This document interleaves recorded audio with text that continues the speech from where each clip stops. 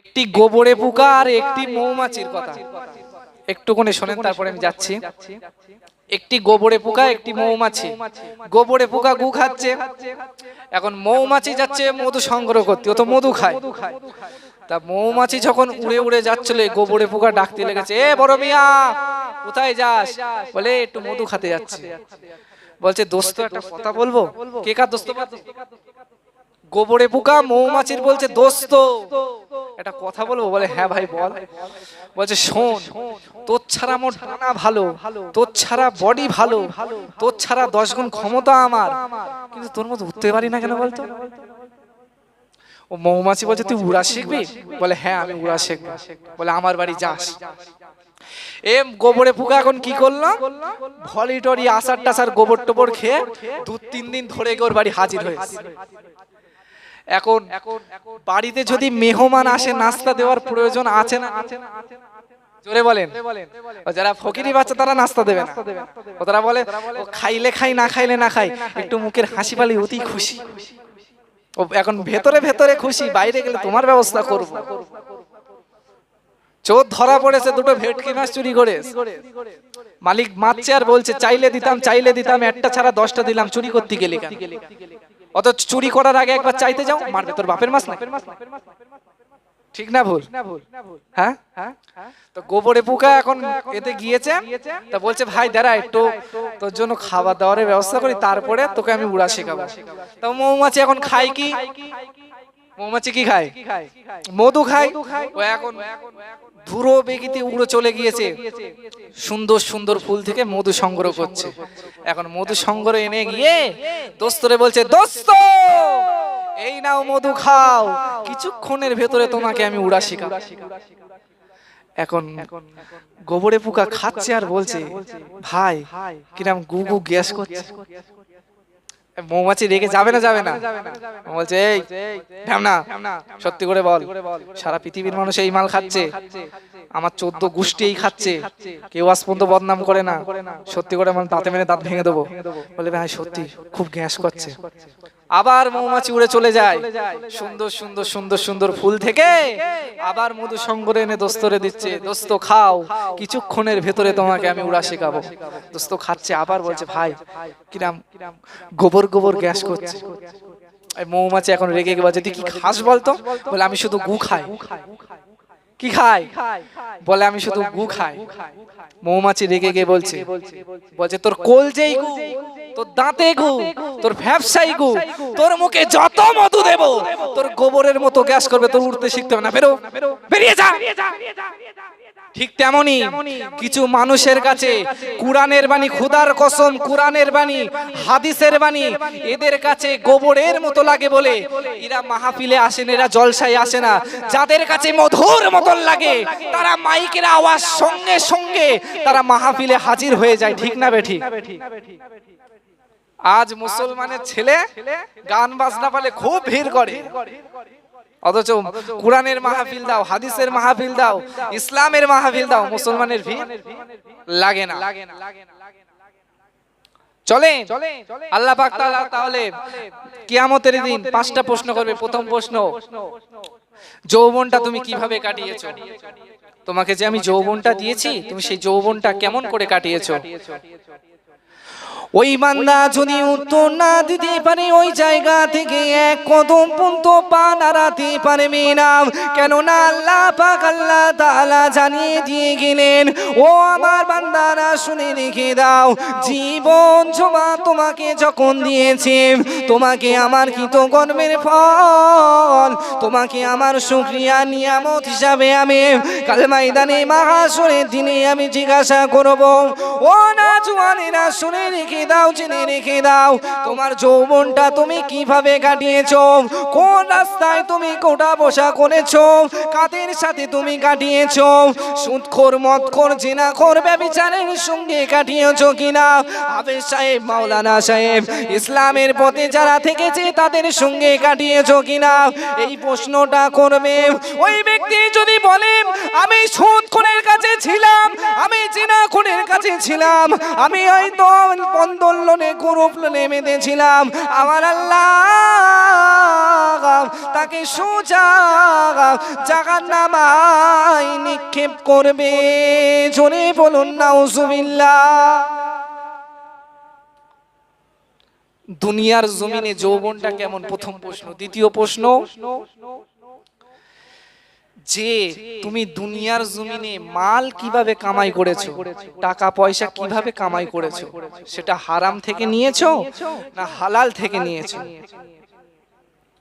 মুসলমানে আমার মদ বিক্রির কোনে অনেকে টাকা বিক্রি, টাকা ইনকাম করে, ঠিক কিনা? করে না? হারাম টাকা উপার্জন করেছো না হালাল টাকা উপার্জন করেছো, এটা আল্লাহ বলবে।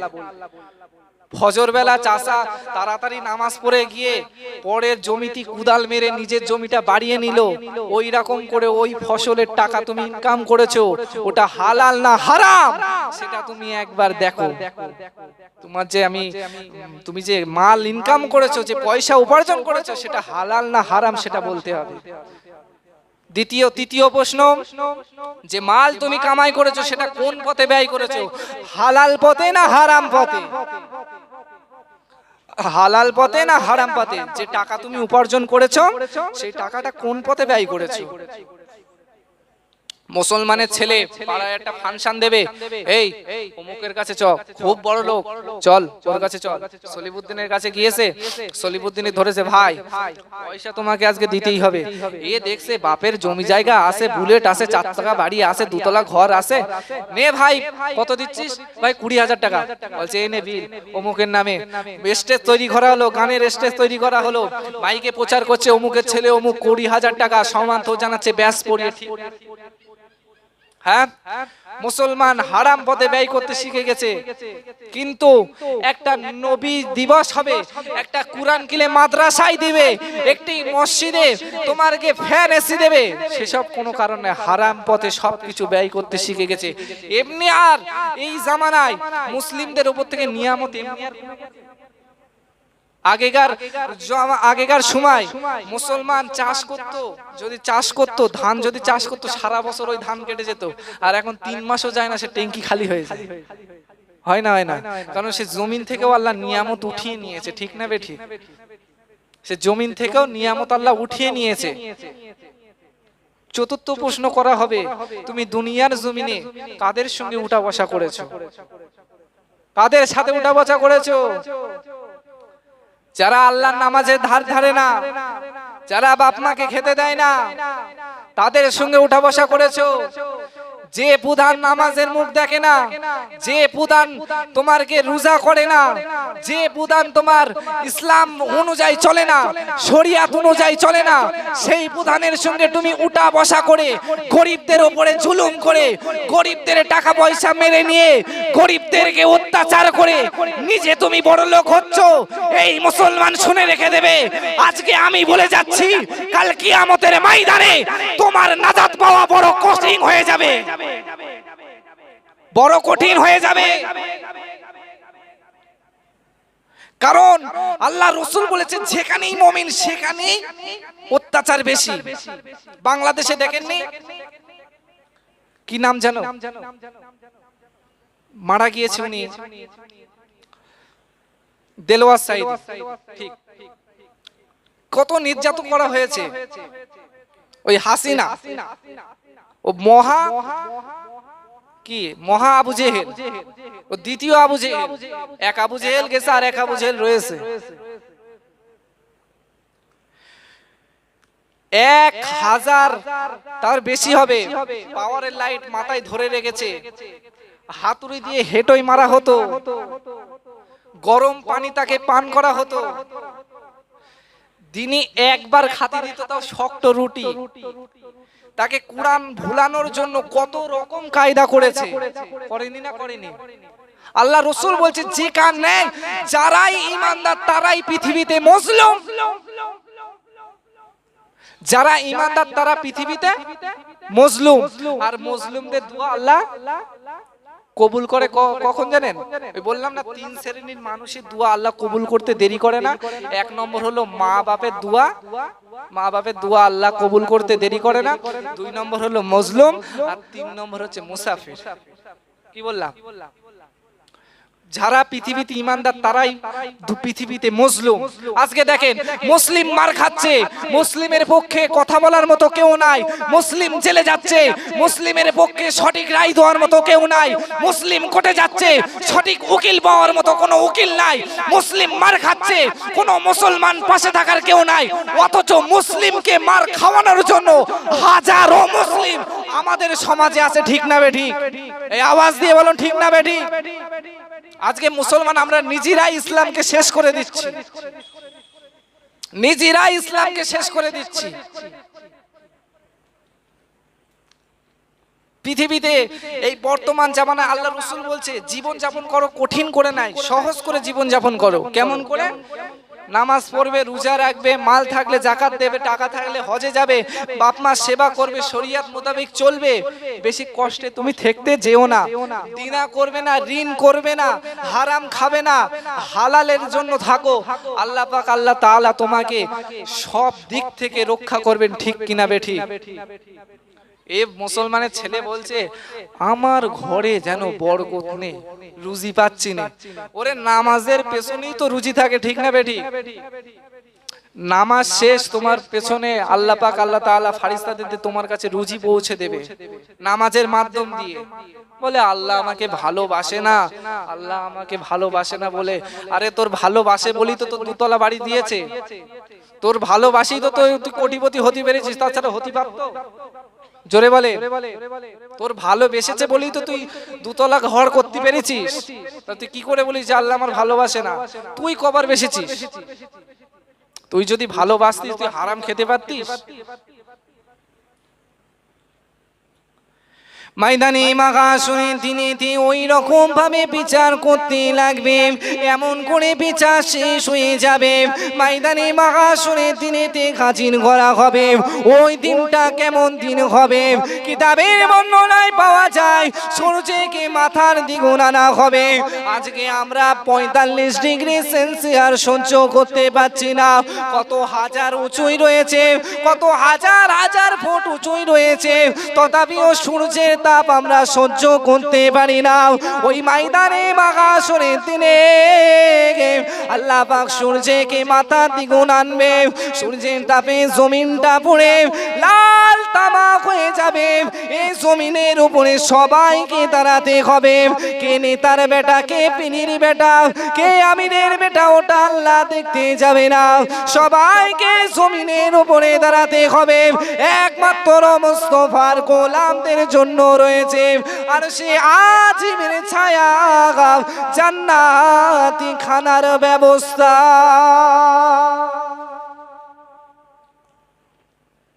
জান্নাতি খানার ব্যবস্থা কাদের? ময়দানে মাহশরের দিনে 73টা কাতার হবে, তার মধ্যে একটা কাতার জান্নাতে যাবে আর বাকি সব কাতার জাহান্নামে। ওই 72টা কাতারের মধ্যে নামাজ থাকবে, রোজা থাকবে, দাড়ি থাকবে, সুন্নত থাকবে, তোমার গে ফরজ থাকবে, আমল থাকবে, কিন্তু মেইন জিনিসটা থাকবে না। সেটা হলো কি? জোরে বলেন, কি থাকবে না? মেইন জিনিস কি? তাদের ভেতরে ঈমানটা থাকবে না। ঈমানটা বিক্রি করে দেবে। জাহান্নামের খাদ্য আল্লাহ দুটো জিনিস দিয়ে কি করবে? জাহান্নামের খাদ্যকে মেটাবে। একটা হচ্ছে মানুষ আর পাথর দিয়ে। কলা হাররামাহুমা আলাল কাফিরিন, কাফেরদের জন্য জাহান্নামের খোদা মেটাবে। যারাই জাহান্নামী তারাই কাফের। তখন আর চলবে না যে গুনাহ করেছি বলে জাহান্নামে এসেছি, না, জাহান্নামে যাওয়া মাত্রই কাফের। কারণ জাহান্নামে যাবে কারা? কাফেররা না অন্য কেউ। তাই তো কাফেররা যাবে, তো কাফেররাই যাবে জাহান্নামে। ময়দানে মাহশরের দিনেতে আল্লাহ পাক জাহান্নামকে আরশের বাঁ পাশে বাঁধার হুকুম দেবে। আল্লাহ পাক ফেরেশতা জিবরাইলকে পাঠাবে, ও আমার ফেরেশতারা যাও যাও, আল্লাহর জাহান্নামটাকে আরশের বাঁ পাশে এসে বাঁধো।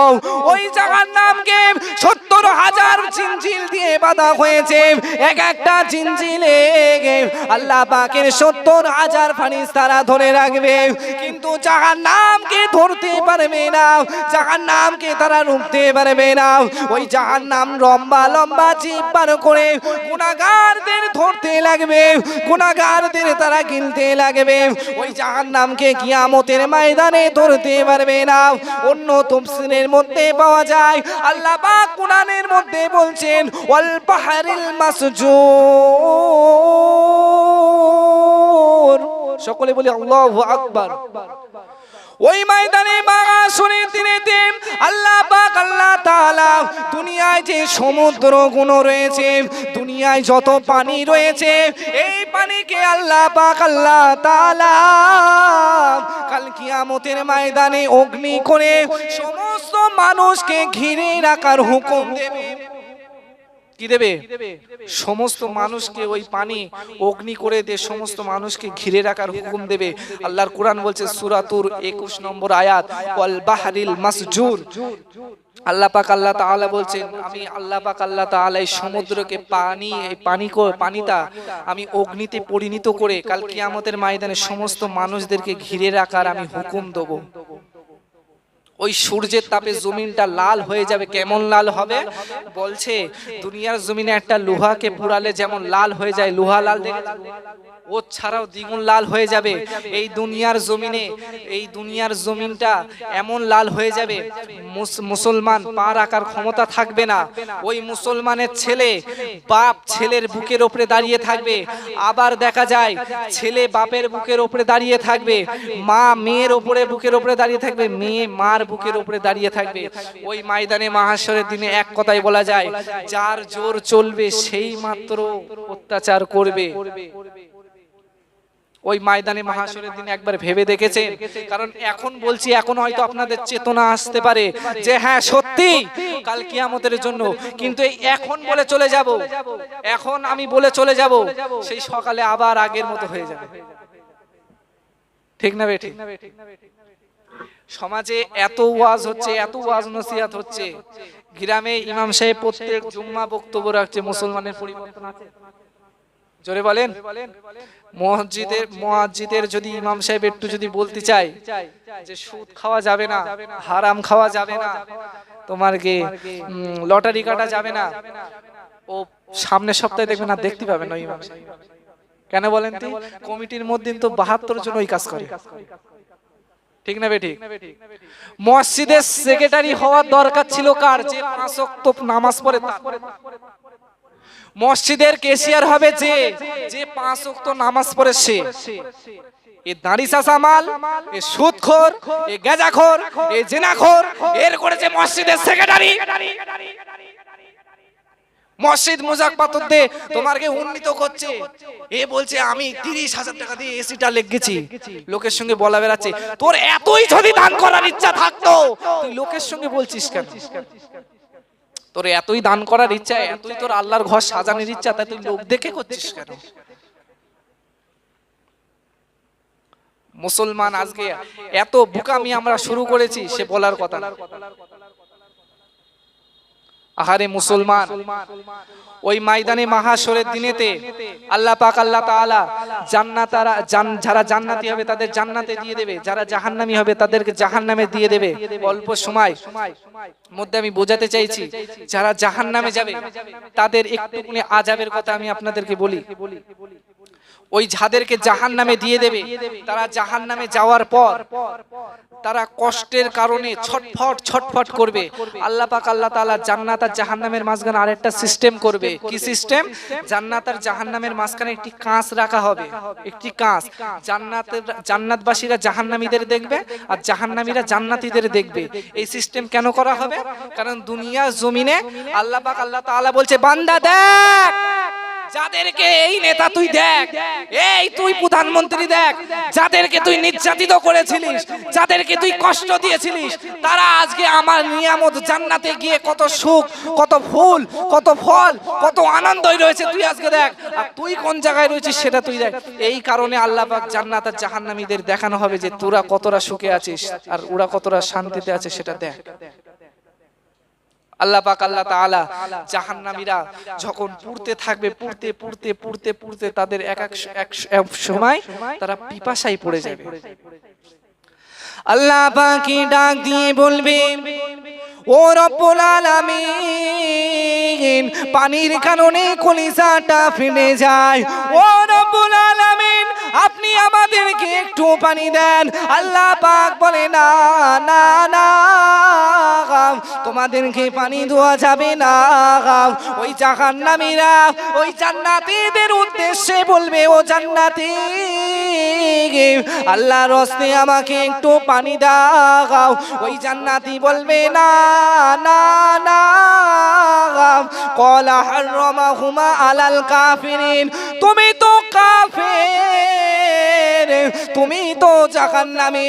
আল্লাহ পাক জাহান্নামীদের জান্নাতের নাজ নিয়ামত হারাম করে দিয়েছে, তথাপিও জান্নাতের নাজ নিয়ামত জাহান্নামের মধ্যে ঢুকবে না। ওই জাহান্নামীরা আল্লাহকে ডাক দেবেন, ও আল্লাহ পাক আল্লাহ তাআলা আপনি আমাদেরকে একটু পানি দিন। আল্লাহ পাক আল্লাহ তাআলা এবারে আসমানকে বলবে, ওরে আসমান, মেঘে পরিণত হও। এমন মেঘ করবে ওই জাহান্নামীরা মাথা উঁচু করে তাকাবে। ওই জাহান্নামীরা মাথা উঁচু করে তাকানোর পর কালো কালো মেঘ তাদের মাথার উপরে জমা হবে। ওই জাহান্নামীদের দুনিয়ার কথা মনে পড়ে যাবে। ওই জাহান্নামীরা বলতে লাগবেন, এইবারে হয়তো আমার আল্লাহ এই কালো মেঘের ভেতর থেকে হয়তো আমার আল্লাহ এবারে ঠান্ডা পানি বর্ষিত করবে। কারণ দুনিয়ার জমিনে মেঘ হলে পানি হতো, ঠিক না বেঠিক?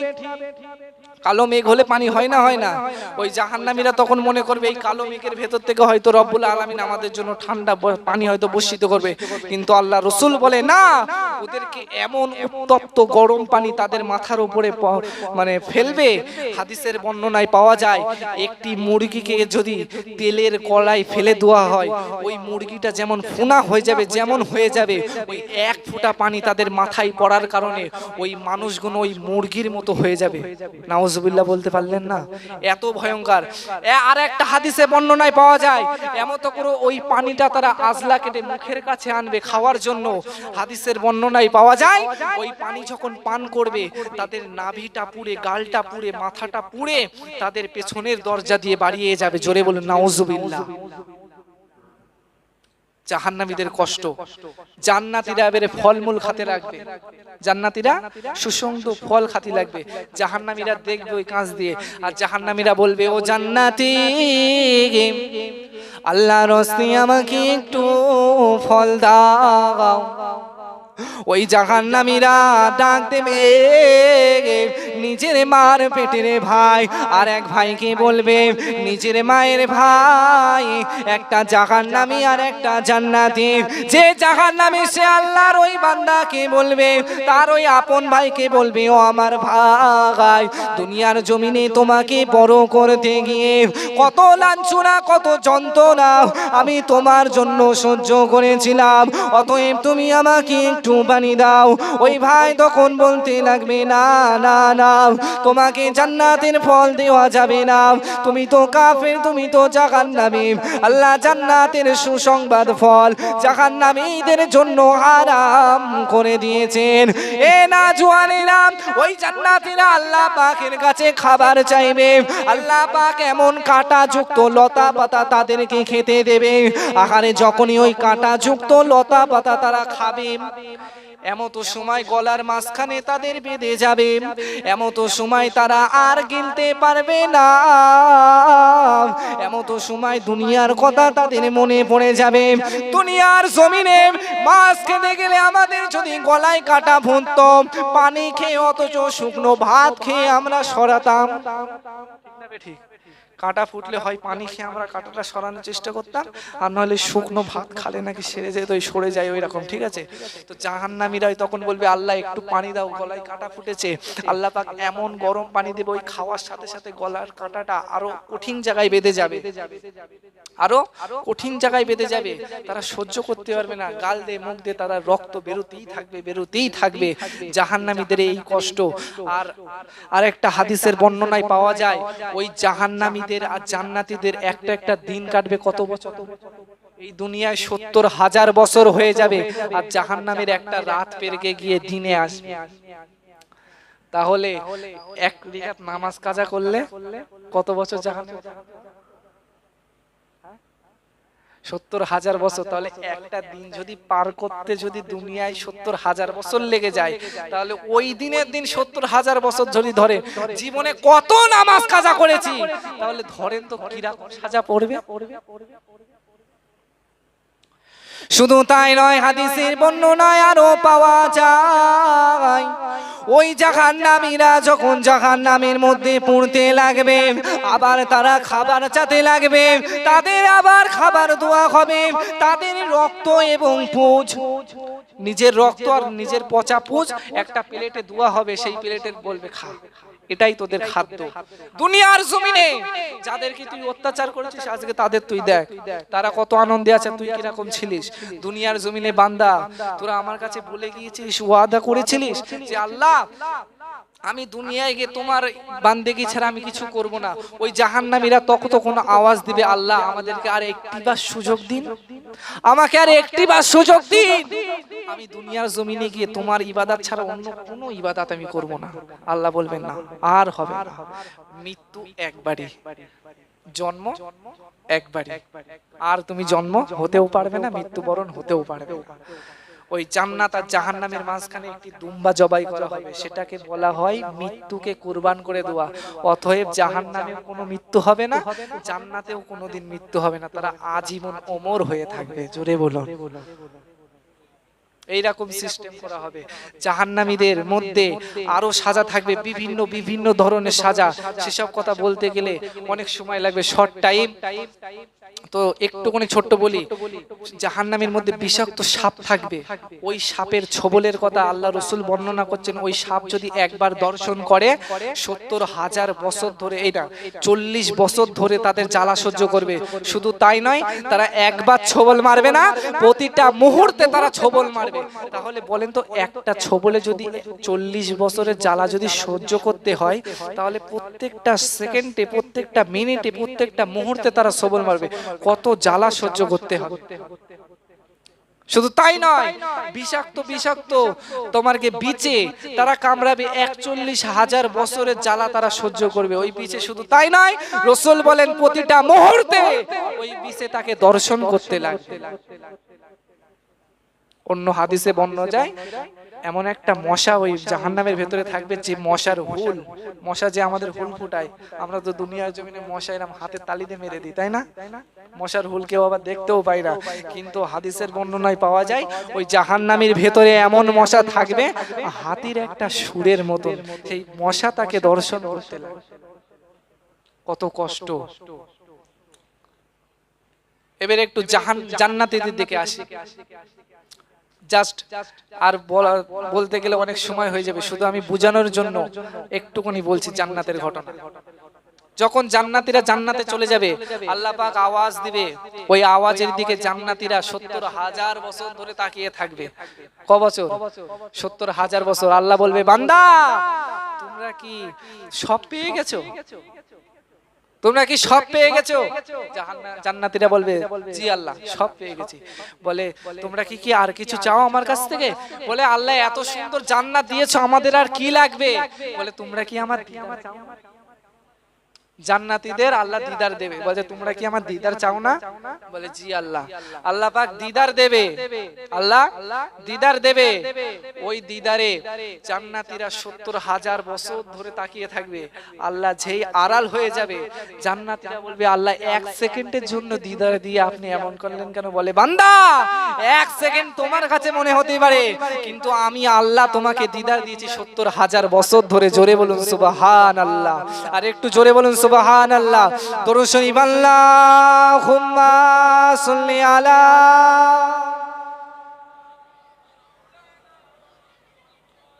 ওয়া আলা আলি সাইয়্যিদিনা। নামাজ হইল না রে তো, নামাজের নিলি না খবর, নামাজ হইল না রে তোর, নামাজের নিলি না খবর।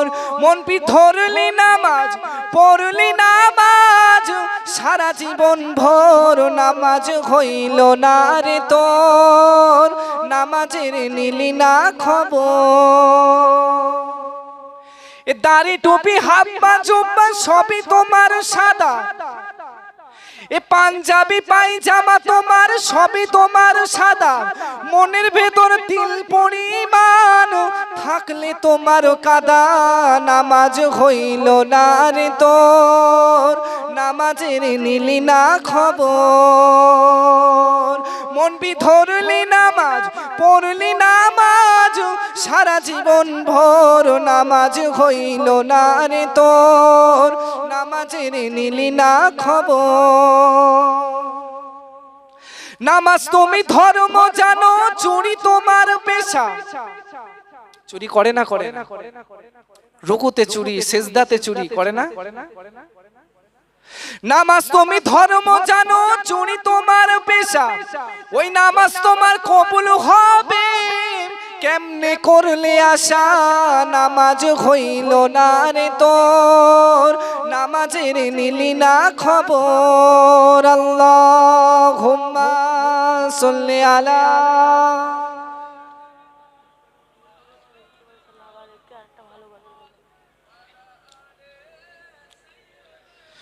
মাওলানা মুহাম্মদ। আল্লাহুম্মা সাল্লি আলা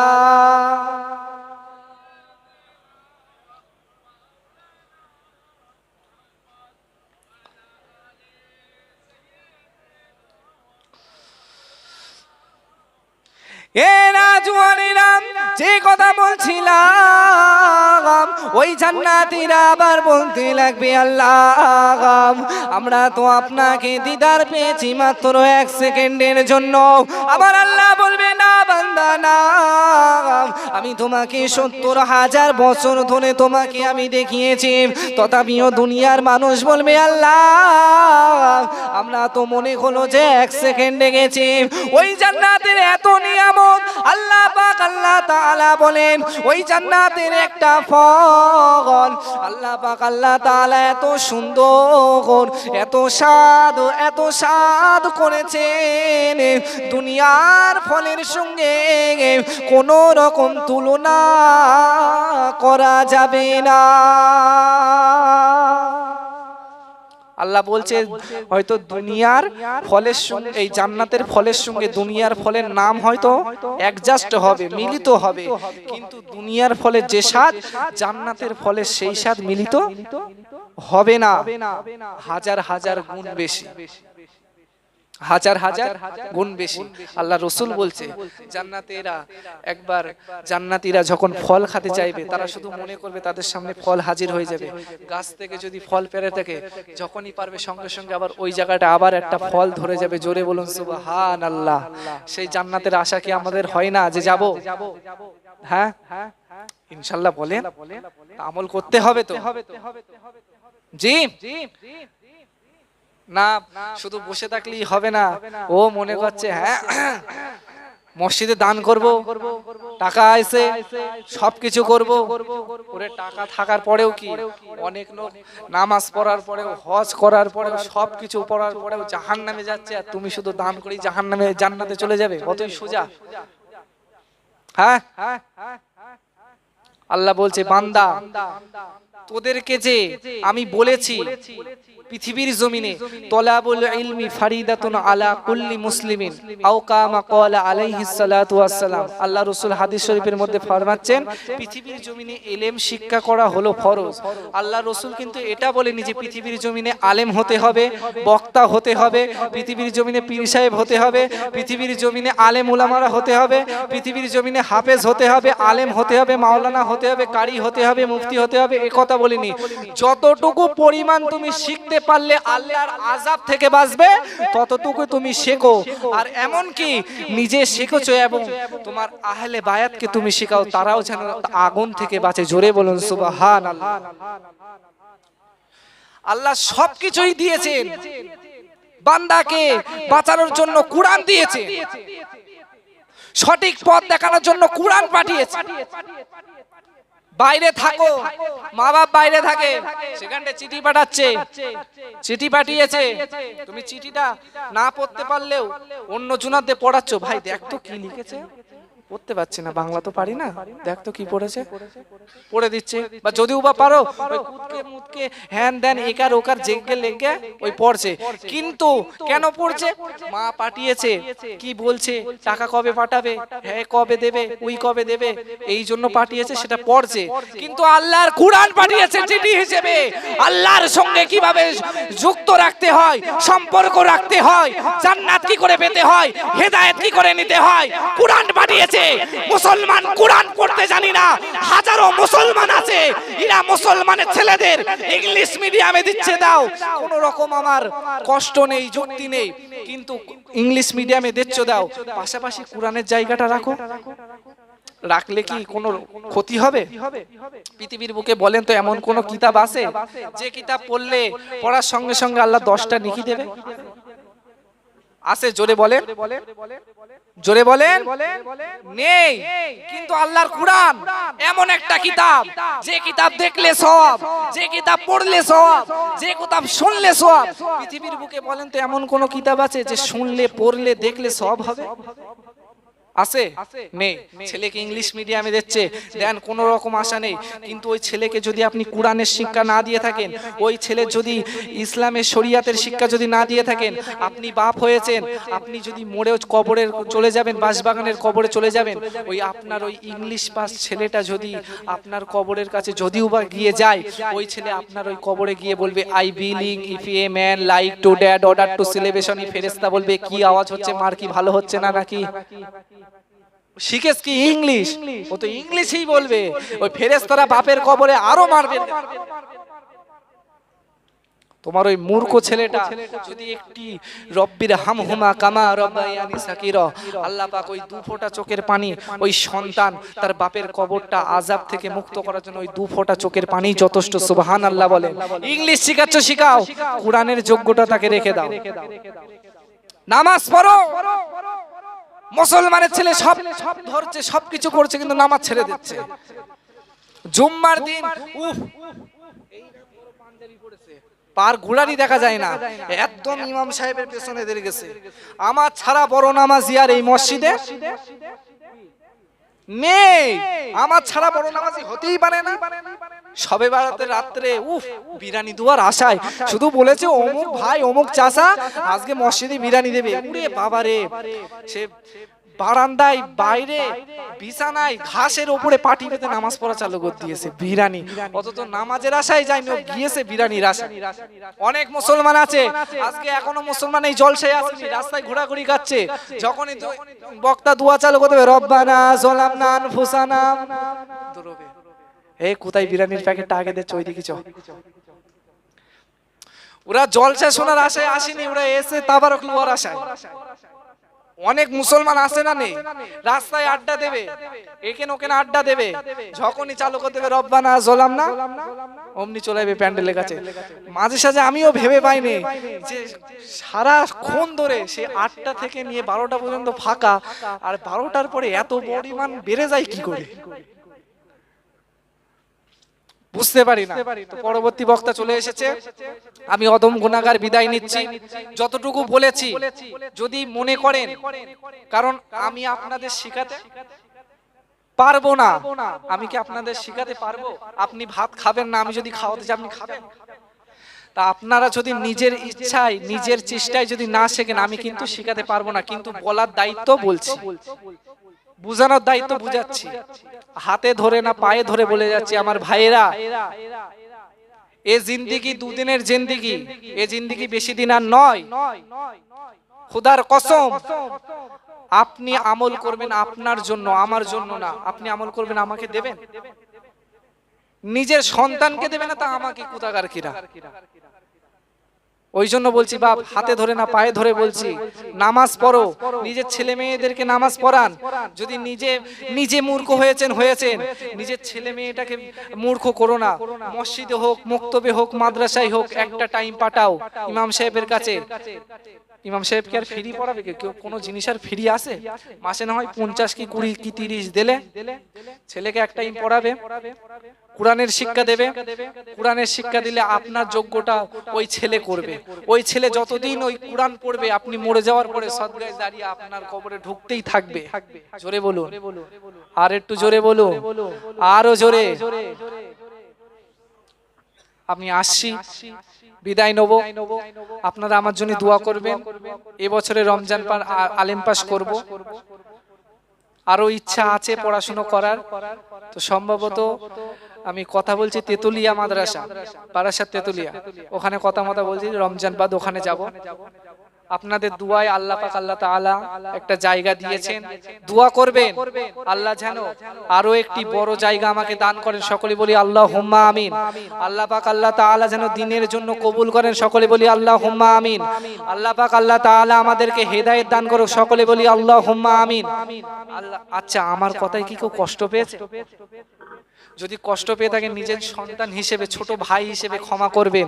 যতটুকু বলেছি, যদি শিক্ষা নিয়ে আপনার ব্রেনের মধ্যে বালিশে মাথা দিয়ে আপনি ভাববেন সারাটা রাত, না যে কথাগুলো বলেছে, যে আযাবের কথাগুলো আজকে আমাকে শুনিয়েছে, যে জান্নাতের নিয়ামতগুলো আজকে আমাকে শুনিয়েছে, সেসব যদি পালন করতে হয়, তাহলে আল্লাহ পাক আল্লাহ তাআলা দুনিয়ায়, আল্লাহ পাক বলছে যে দুনিয়ায় আনন্দ করবে, সে আখিরাতে পস্তাবে।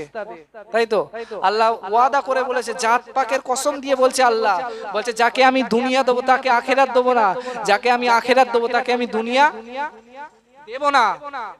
অতএব আপনারা চেষ্টা থাকবেন, হেদায়েত দুয়ার মালিককে, জাহান্নামের বাঁচানির মালিককে, আমাদেরকে সকলের নামাজ কালাম থেকে বিরত রাখেন কে? এটার হচ্ছে না, আমাদের মতন কিছু শয়তান, ইবলিস তো আর এক, কিন্তু আমাদের মতন আরো শয়তান আছে।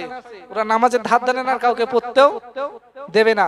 হাতে ধরে না পায়ে ধরে বলে যাচ্ছি, জান্নাতের চাবিকাঠি কিন্তু নামাজ, জান্নাতের চাবিকাঠি নামাজ। অতএব সে নামাজ পড়ে, নামাজ ছেড়ে থাকবেন না। ভাইরা আমার, বাবাজিরা আমার, হাতে ধরে না পায়ে ধরে বলছি, নামাজ পড়বেন।